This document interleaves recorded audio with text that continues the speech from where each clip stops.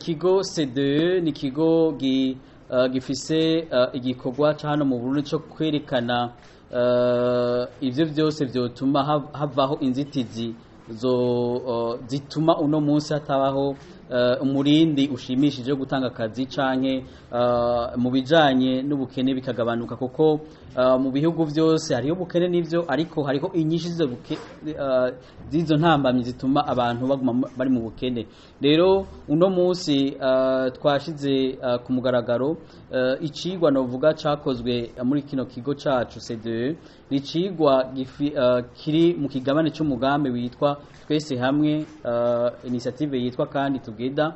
Uwo mugambi nawo ufise intumbero yo kwerekana uruhara rudasanzwe rwo kwikorera, rwo kwitunganiza imigambi mu gihugu c'u Burundi. Hanyuma kandi igabane ca kabiri c'uwo mugambi ni ukwerekana inzitizi zitandukanye, na cane cane biciye mu mapolitike canke mu mapolitike usanga yarashizweho mu bijanye no gutanga akazi canke mu guhagarika akazi ku bantu batanga akazi two kwita abikorera utwabo. Rero muri iki cigwa twagarutse ku biharuro bitandukanye, duhereye cane cane ku kigenga canke ku gisunika canke ku gituma ku bikorwa byose bigenga kigo CDE tugengwa no gushira imbere ubwigenge mu by'ubutunzi, tukerekana yuko mu bwigenge mu by'ubutunzi ari kimwe gituma uno munsi ibihugu bitera imbere, gituma muri ubwo bwigenge mu buryo bw'ubutunzi birafasha cyane ibihugu bitari bike uno munsi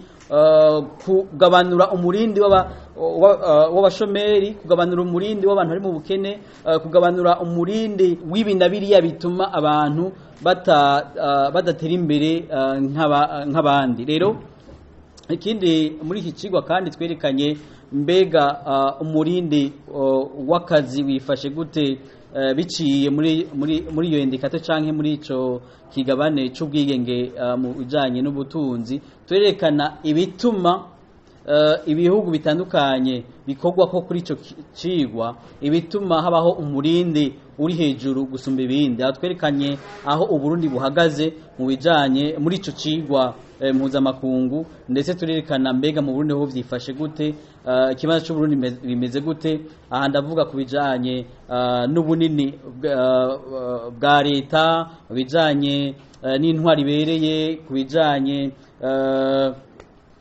no guhanahana ibidandazwa, mu bijanye n'amategeko asanzwe ahari mu byo guhanahana ibintu n'abantu, mu bijanye cane cane rero n'amapolitiki ajanye no gutanga akazi no guhagarika akazi, cyo bita réglementation de l'embauche du licenciement muri gihugu c'u Burundi.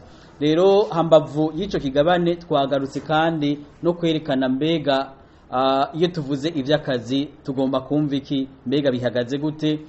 Mu Burundi twerekanye yuko hari ibiharuro vyerekana abasanzwe bakora, hari abatanga ako kazi, hanabiyemeza gutanga ako kazi, ndetse kandi hari n'abandi bagira bati twege turikorera ariko badafise akazi ahantu, batanditswe ahandi hantu. Ayo ni imico itandukanye usanga iri kirakora mu gihugu c'u Burundi, ariko ibiharuro bitaheza ngo bigaragare canke bivuge neza uruhara rw'umwe muri ivyo bisata bitandukanye. Rero mugabo muri rusangi nivyo twabitanze, ariko muri uyu mugambi duhagarara cane cane kuri abantu bikorera utwabo basanzwe bakora hano mu gihugu c'u Burundi. Washaka bariyandikije mu kigo API, bariyemeje yuko biciye mu kwiyandikisha bazotanga akazi, ibihumbi by'akazi bazotanga, ariko ku isoko y'akazi ntikaboneke. Tukagira ati rero mbega ahantu hari ikibazo, mbega n'igiki uno munsi kibuze kugira ngo ka kazi tubona mu mpapuro ntikabone ku isoko y'akazi? Ni iki kibuze? Ni iki gituma uno munsi ayo mashirahamwe adashobora gutanga ako kazi iyo bayimeje? Ico rero ni kibazo kiri muri cigwa tugerageza kugira gute kwerekana n'inyishu, mbega hari iki, mbega inyishu yavyo ni yahe. Muri rusangi intambamyi zihari kuri ayo mahingiro kumbure uno munsi agira ati turatanga akazi, ariko ugasanga ayo mashirahamwe mato mato atanga akazi ntaboneka ku isoko y'akazi. Hariho intambamyi zitandukanye, hariho uno munsi izo kandi izo ntambamyi nsubira inyuma gatoya, izo ntambamyi nizo zituma uno munsi aho biyita abagwizatunga bato bato canke amashirahamwe mato mato yikorera utwabo aca tuyasanga mu gisata c'amashirahamwe akora atisunza amategeko, kuko ugasanga uno munsi ishirahamwe kanaka rinjije umukozi ariko nta bipapuro bisabwa vyemeza yuko umukozi akora mu mategeko muri iryo shirahamwe. Mu yandi majambo umuntu yinjiye muri iryo shirahamwe ugasanga ariko akorera inyuma y'amategeko. None kubera ko umuntu kumbure akora inyuma y'amategeko, ico ni cambere. Hanyuma ica kabiri ni igiki gituma uwo muntu akora inyuma y'amategeko aguma akorera mu mategeko nk'umukozi w'ishirahamwe. Ivyo nibazo rero twagerageje kwerekana muri kino cigwa, aho twagize tuti rero impamvu ituma ishirahamwe kanaka rito nivyo riyandikishije rirakoze mu mategeko, ariko hagera gutanga akazi ugasanga abo rihereje akazi ntibariko barakora bisunza amategeko. Hanyuma abo bantu bariko barakora inyuma y'amategeko ntibariko barashikira ibikorwa bimwe mu canke amaserivisi amwe informel asanzwe arekuriwe abakozi bose bakora biciye mu mategeko. Mbega ivyo byose biba bitumwa n'iki kugira ngo amashirahamwe akoresha abantu bameze gutyo canke abantu bakorere muri iyo nzira? Ni kubera ko hariho ikibituma. Icambere ni iki? Icambere twagira tuti icambere iyo niho haje kijya kigabane cambere twerekana mbega aho Burundi buhagaze no munsi mu bijanye n'umwidegemvyo mu by'ubutunzi bihagaze gute. Mwabonye yuko haba muri iki muri aka karere k'iwacu k'ibiyaga vya Afrika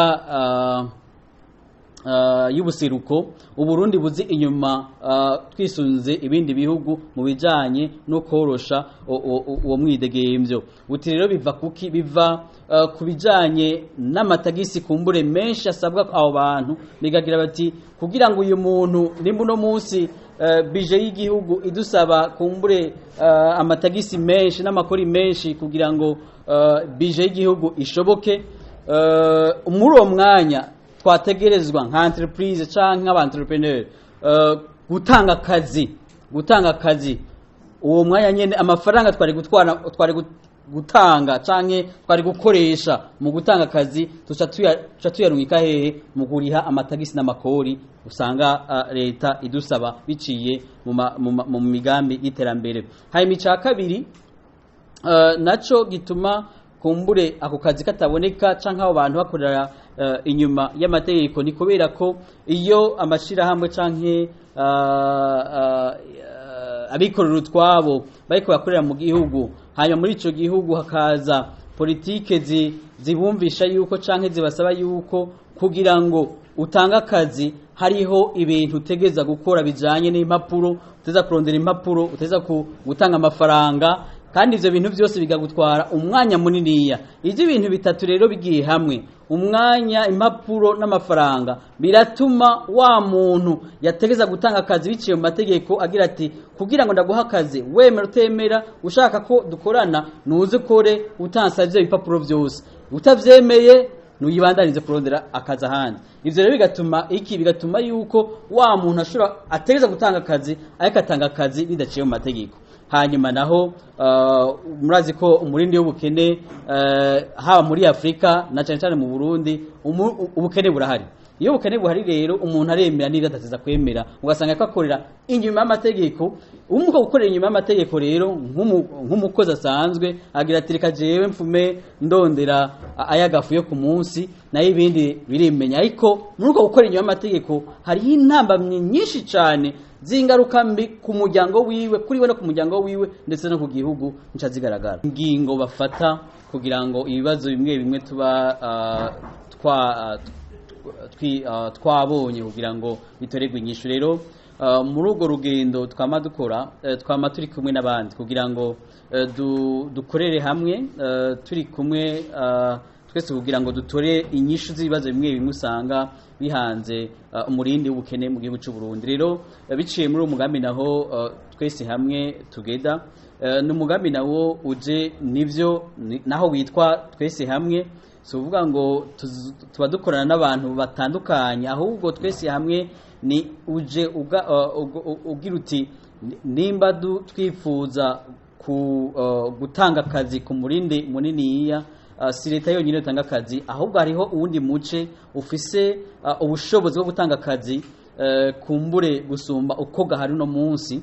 Abo nabo se abandi nabikorera utwabo, abo nabo se abandi nabo bose bafise amashirahamwe canke bafise ivyo bakora bitandukanye kugira ngo bisahirize muri uwo murindi canke muri ico gikorwa cyo kugabanura ubukene, na cane cane mu gutanga akazi no mu gushiraho ivyo byose abenegihugu bakenera.